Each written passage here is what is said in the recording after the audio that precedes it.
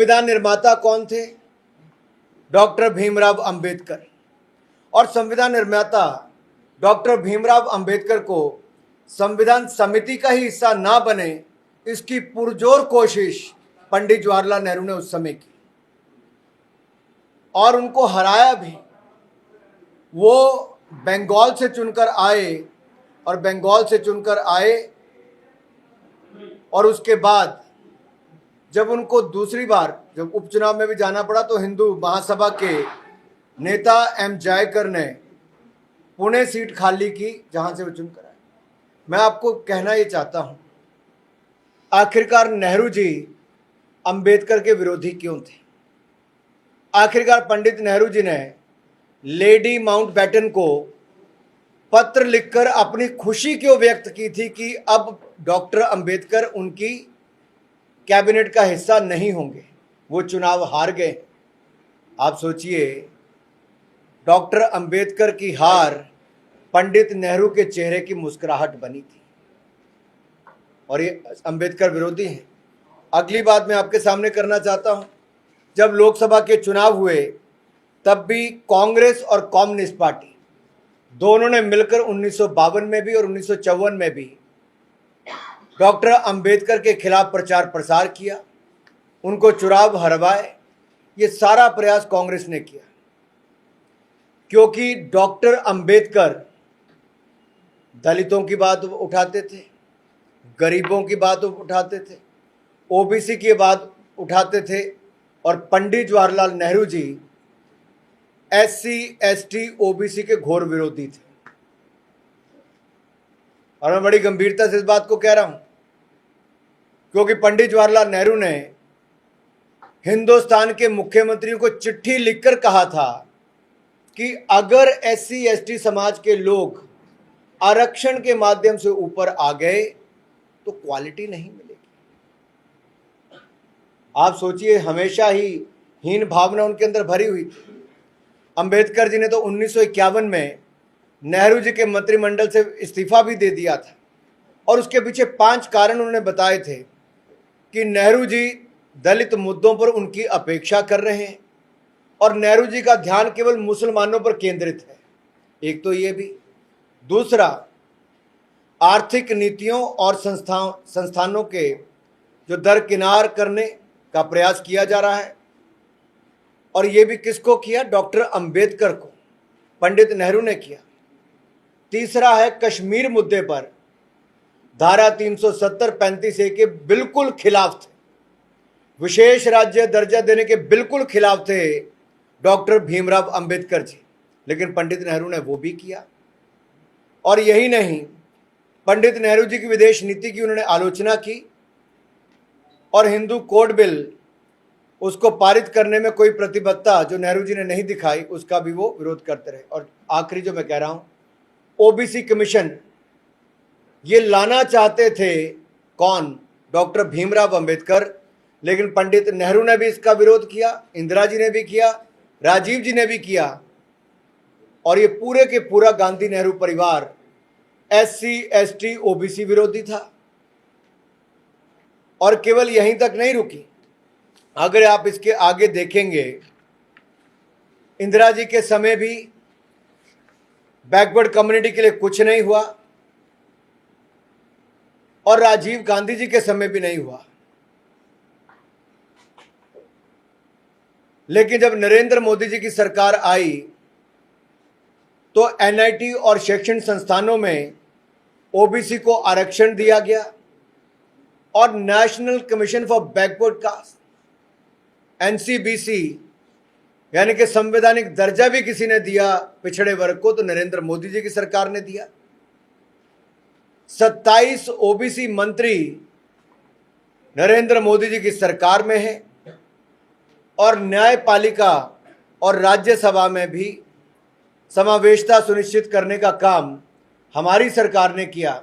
आपको पता होगा, विख्यात संगीत में क्षेत्र में जो हैं इलैयाराजा जी, जो दलित समाज से आते हैं, उनको राज्यसभा देने का काम हमारी पार्टी ने किया। 3 दलित जजों को सुप्रीम कोर्ट में भेजने का काम हमारी सरकार ने किया। और यही नहीं, ऐसे अनेकों कार्य हमारी सरकार ने किए हैं। अब दूसरी बात जो मैं आप में आता हूं, जहां अंबेडकर जी का अपमान कहां और किया। आप याद करिए 2012 में एनसीईआरटी के पाठ्यक्रम में, सिलेबस में जो कार्टून दिखाया गया, उसमें कितना अपमान डॉक्टर अंबेडकर का किया गया। उसका विरोध करने के बाद उसको हटाया गया। कांग्रेस ने कोई सम्मान डॉक्टर भीमराव अंबेडकर को नहीं दिया। अरे सम्मान तो छोड़िए साहब, जब उनकी मृत्यु हुई तो दिल्ली में उनका अंतिम संस्कार नहीं किया गया। मुंबई उनके पार्थिव शरीर को भेजा गया और हवाई जहाज का भी कोई विशेष इंतजाम नहीं किया गया, और उनकी पत्नी को हवाई जहाज से ले जाना पड़ा, उसका बिल भी उनको भेज दिया गया। आप सोचिए, कांग्रेस ने चुनाव तो हरवाया, मंत्रिमंडल से हराया, अपमानित कराया, कार्टून बनाया, और मरने के बाद भी उनका अंतिम संस्कार भी नहीं होने दिया। और डॉक्टर भीमराव अंबेडकर का पोर्ट्रेट अगर हमारे सेंट्रल हॉल में लगना था, संविधान कक्ष में, वहां पर भी नहीं लगने दिया। प्रतिमा तो दूर की बात है। और जब भारत रत्न देने की बात आई तो पंडित नेहरू जी ने खुद को भारत रत्न ले लिया, इंदिरा जी ने खुद को भारत रत्न ले लिया, कांग्रेस पार्टी ने अपनी सरकार आने पर राजीव गांधी जी को भारत रत्न दे दिया, लेकिन डॉक्टर BR अंबेडकर को भारत रत्न कांग्रेस ने नहीं दिया। भाजपा के समर्थन से जब VP सिंह जी की सरकार बनी, हमने कहा, तब जाकर डॉक्टर भीमराव अंबेडकर को भारत रत्न मिला।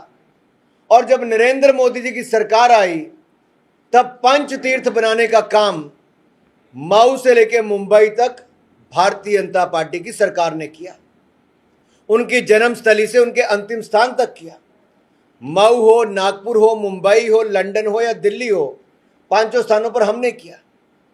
26 नवंबर को संविधान दिवस, ये भारतीय जनता पार्टी की, नरेंद्र मोदी की सरकार ने करने का किया। अब भी संविधान दिवस मनाना और संविधान पे चर्चा कराना, ये नरेंद्र मोदी की सरकार ने किया।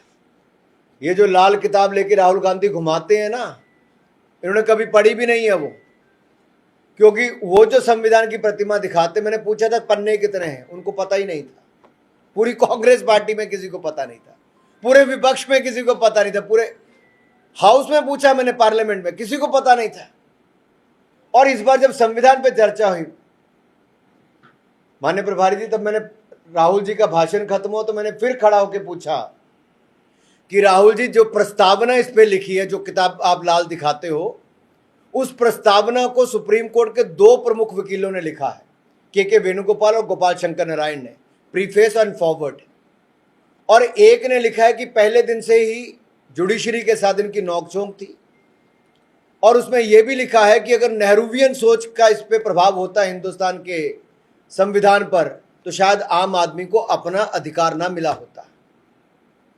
और दूसरे ने लिखा है कि इंदिरा गांधी की इमरजेंसी के कारण जो देश में काला अध्याय था, उससे मुक्ति दिलाने का काम हुआ तो बाबा साहब अंबेडकर के संविधान के कारण हुआ। और अध्यक्ष जी, उन्होंने ये भी कहा कि जनता को अधिकार अगर दिए तो बाबा साहब अंबेडकर के संविधान ने दिए। राहुल गांधी ने कभी उसको खोल के पढ़ा ही नहीं, और जब मैंने कहा तब पूरी कांग्रेस पार्टी उसको खोल के पढ़ने लगी। अब मैं आपको इसका और बताता हूं, ये हिंदू कोड बिल में आगे लाने में विफल रहे, आरक्षण का विरोध ये लोग करते रहे, कांग्रेस के लोग, विभाजनकारी नीतियां इनकी थी, ये सब मैंने आपके सामने बताया। मोदी जी ने तो इंदू मिल 400 करोड़ रुपए से ज्यादा देवेंद्र फडणवीस की सरकार ने खरीद कर मुंबई में बना रहे। लंदन का मकान खरीदा, वहां पर हम उनका स्मारक बना रहे हैं। ऐसे दिल्ली में अंबेडकर इंटरनेशनल सेंटर कॉन्फ्रेंस के लिए हमने वो बना कर दिया, 15 जनपद पे हमने वहां पर। और यही नहीं, इनकी प्रतिमा को भी मुंबई में लगाया जा रहा है ताकि उसको समानता और न्याय का जो योगदान डॉक्टर भीमराव अंबेडकर का है, उसकी प्रतिमूर्ति हम वहां पर दिखा सकें। अब आप देखिए, जो डॉक्टर भीमराव अंबेडकर जी कहते थे, अपने संविधान भी उन्होंने कहा, वो नरेंद्र मोदी की सरकार ने आकर किया। हाशिए पर पड़े हुए समुदायों को हमारी सरकार ने सिटीजनशिप अमेंडमेंट एक्ट, नागरिकता संशोधन अधिनियम, ये लाने का काम किया। जो हमारे जितने भी अल्पसंख्यक हैं, अल्पसंख्यक कौन, जो पाकिस्तान, अफगानिस्तान, बांग्लादेश में जो माइनॉरिटीज़ हैं, वहाँ हिंदू माइनॉरिटी है, क्रिश्चियन माइनॉरिटी है, पारसी माइनॉरिटी है, सिख माइनॉरिटी है, उनको अगर उन देशों में प्रताड़ित किया जाता है, हमारे यहाँ नागरिकता देने का काम मोदी सरकार ने किया है और हमने यहाँ पर दे दी है। दूसरा, नारी शक्ति बंधन बिल, महिलाओं को विधानसभा से लेकर लोकसभा तक ये हमने करने का काम किया, मोदी सरकार ने किया। अनुच्छेद 370 आर्टिकल 370 उसको खत्म करने का काम हमने किया है। ये सब बाबा साहब अम्बेडकर चाहते थे। और यही नहीं, अनुसूचित जाति पिछड़ा वर्ग जहां इनको बचाने का हमने काम किया, वहीं